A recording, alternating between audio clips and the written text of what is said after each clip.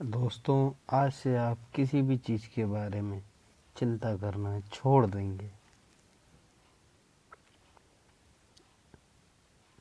आप किसी भी चीज़ को लेकर चिंता करना छोड़ दीजिए, क्योंकि हमारी चिंता कोई और कर रहा है।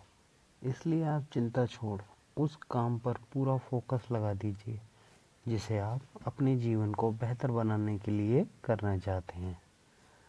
अगर यह सब करते हुए आपके साथ कुछ भी बुरा हो जाता है तो भी आपको बिना रुके अपनी मंजिल तय करनी होगी, आगे बढ़ना होगा।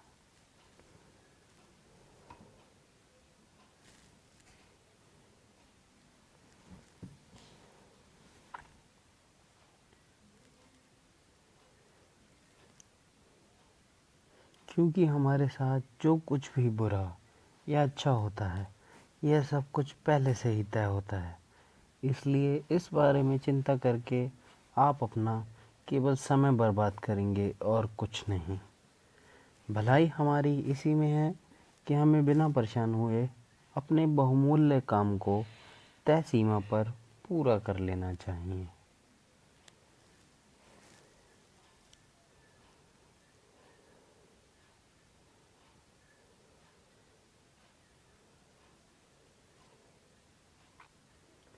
भगवान हमारे बारे में सब कुछ पहले से तय करके रखे हैं।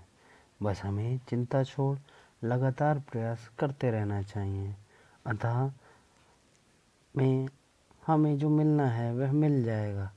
इस कहानी के माध्यम से आप ऊपर वाले की मर्जी को समझें।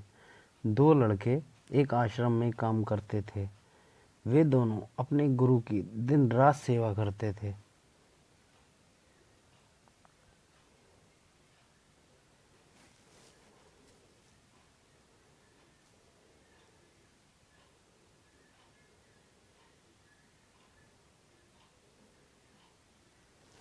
उन दोनों लड़कों में से एक लड़के की बहन की शादी तय हो गई थी। वह अपनी बहन की शादी की तैयारी बहुत ही धूमधाम से करना चाहता था, पर उसके पास पैसे नहीं थे।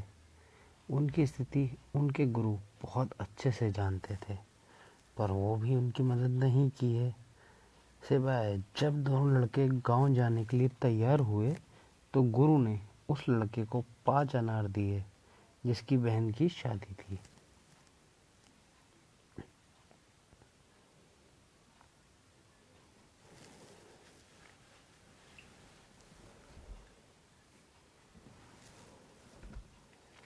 गांव जाते समय 5 अनार पाकर लड़का बहुत दुखी था। उसे तो पैसों की ज़रूरत थी, वह अनार क्या करेगा। उसे अपने गुरु पर बहुत गुस्सा आ रहा था। जब दोनों लड़के गांव की तरफ जा रहे थे तो रास्ते में राजा के सैनिक इस बात की घोषणा कर रहे थे कि क्या किसी के पास अनार हैं। राजा को इसकी बहुत ज़रूरत है। हमने बहुत प्रयास करा पर हमें इस क्षेत्र में कहीं भी अनार नहीं मिला। राजा की बेटी बहुत बीमार है, उसे दवा के लिए अनार की ज़रूरत है।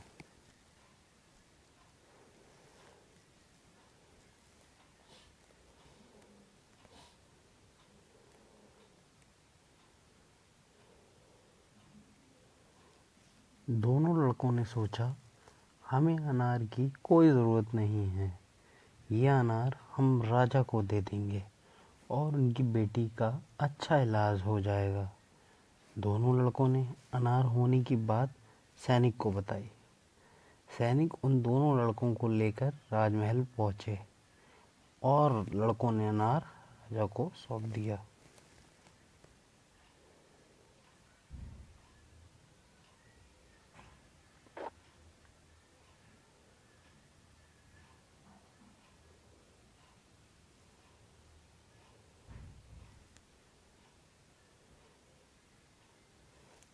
राजा ने उन्हें इसके लिए बहुत सारा इनाम दिया, पैसा, जेवरात और भी बहुत कुछ।